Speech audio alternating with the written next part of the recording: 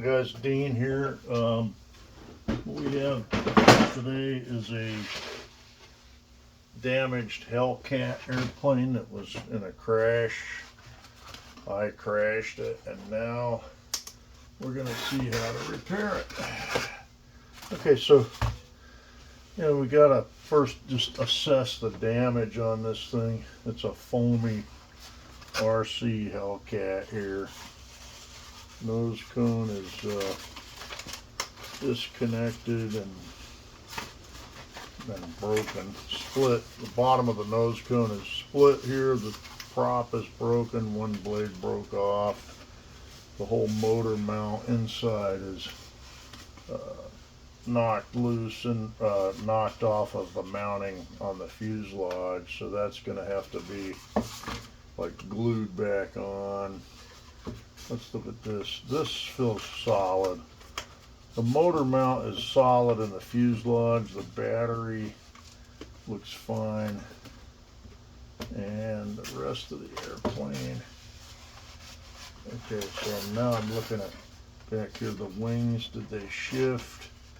They shifted a little, but they can kind of, I think, be retightened. Let's check our ailerons.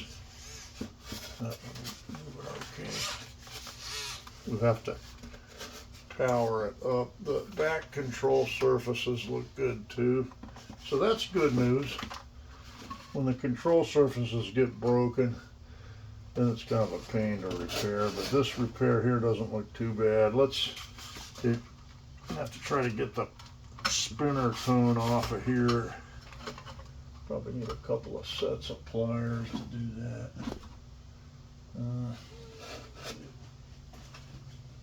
Get the prop off so we can see what's going on with the rest of it. Perfect. Needle nose pliers. Okay, so get in here and grab this part. Hope you can see this, and then take the nose cone and spin it left. Just break it. You don't over tighten these things. See, the spinner cone comes off like that. Then your prop. Hopefully, my brother has an extra 3-blade prop sitting around. You usually buy a spare a lot of times. Okay, so that didn't come off. Pull that. You don't want to do more damage than has already been done. Okay, this has to kind of, you don't want to cross thread this either, but I think it's like a friction fit there, or a compression fit, the way the prop goes on. We got to get this piece off, and maybe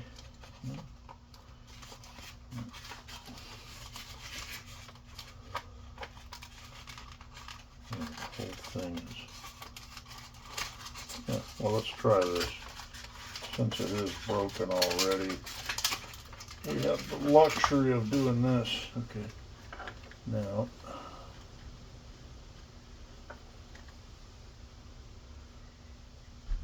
I thought this, yeah, this piece is supposed to come off too. Yeah, there we go. See, that's like a friction fit. When you torque this down, it kind of squeezes down on the drive shaft, but really this should pop. Yeah, there you go. See, that's like a split type barrel, and when you tighten this down, it squeezes around the engine propeller shaft right there. Okay, and these little electric motors, you got to be careful. You don't want to spin them too much, or you can create some EMF there and get a zap out of them. It is like a little generator. If you look at it, you can see the coils on the back of there, copper coils over magnetic. Okay, so now this is like a hardwood box here. This is what we got to repair. See that? That piece, you don't want to forget your orientation, but that should go right like that. probably going to be symmetrical to the other side. Let's take a look at. Yeah, it looks like it goes.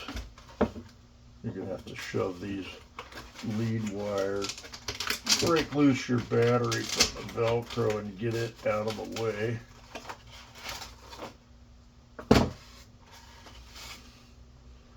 Now, the engine mounting busted. Whole front of the engine mount broke off, but the engine is still screwed into it with little screws there. And it looks like, yeah, it fits just like that. So really, all you really need here is a bunch of wood glue to get this thing back in the air. See, we've got it kind of pieced together already. If you get it pieced, you got to make sure your line of thrust is straight on. A lot of, unfortunately, when you wreck an airplane, things get mangled out of position, and then they don't fly quite as good on the next flight, but they are manageable. You can trim them up a little bit, but this looks really good. It doesn't look like it's bent too bad, if at all. So what we need to do is get wood glue and get this thing re-glued. A good trick with wood glue is the super glue is good for wood, and if you're not getting a good bond, a good trick is to grind up some balsa sawdust with a file or something, and then if you pack that in there with some super glue, look out, you'll get an extremely strong bond in there. But you got to be careful, it'll literally start smoking when you do it from all the surface area. Now here's an important thing, the lead weight in the nose. Some of these models require a nose weight to get good balance. This nose cone is going to have to be glued together too. And it looks like you put a pad in there. Not sure if that pad goes under the lead weight or over it. Let's see. Probably on top of it, I guess. Okay. Yeah, that lead weight can't slide around or your balance goes out the window. So I think that's going to have to be like that. We re-glue that. Find a new prop. Once we check all the control surfaces out, let me look at this wing here. Okay, so the wing, yeah, that looks like the wing attachment there. Okay, that is like I need a Phillips.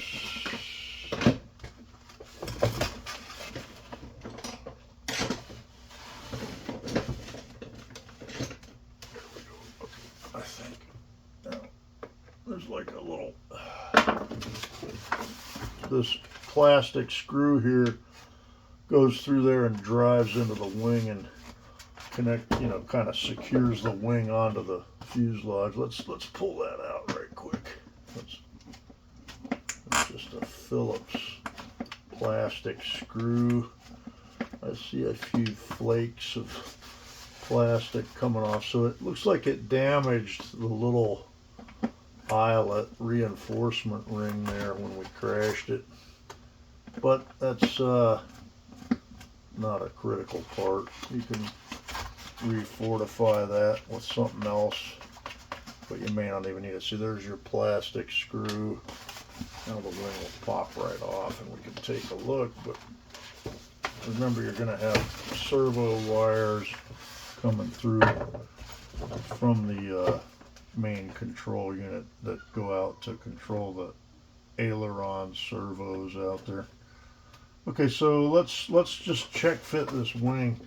It's got two pins up here that go into those holes.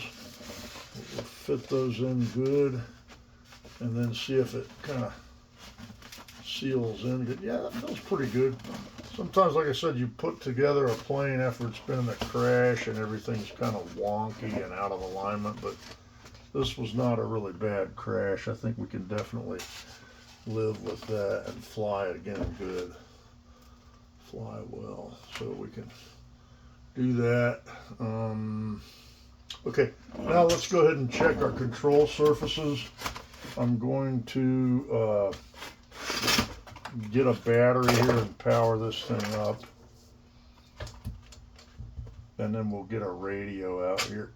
The engine is disconnected, so we don't have to, or the prop's disconnected. We don't have to worry about a prop right now. Okay. Now, turn this on.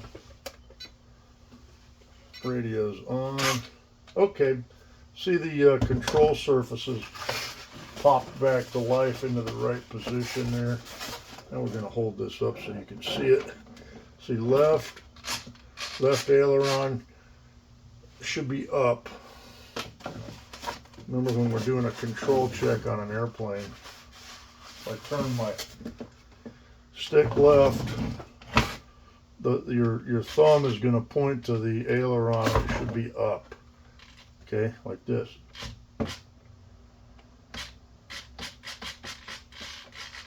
Oh, that's my rudder stick. Never mind. Over here. Left one up, right up, left up, right up, and they should alternate like that. See? So those things are working fantastically. Now let's check elevator. When I pull back, it should go up. And when I push forward, it goes down. Rudder is over here, left, right. It doesn't look like much, but this plane is so nimble that rudder will do good. Uh-oh, the engine is spinning up too. You can hear that. Yep. Okay, looks like the electrical system is looking really good. Let's disconnect the battery. We're on our way to a good repair. Now I'm gonna see if we're lucky enough to have an extra propeller in here.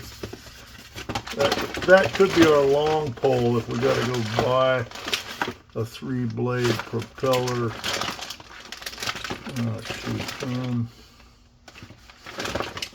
Probably off the internet. This looks like my old Corsair motor mount here. And then also I forgot to show you guys the body with the foam cockpit of this thing. There you go, see? That pops in and you got yourself an F6F Hellcat from World War II. Turn the tide of World War II in the Pacific. Okay, let me look in the other box. There's a prop in this one. Ah, shoot. Oh, wait, yeah, bingo, man. Look at this. Got a new 3-blader prop. We can be back in action in one day with this airplane. Watch for part 2 of the repair series. Today was just the assessment. Thank you.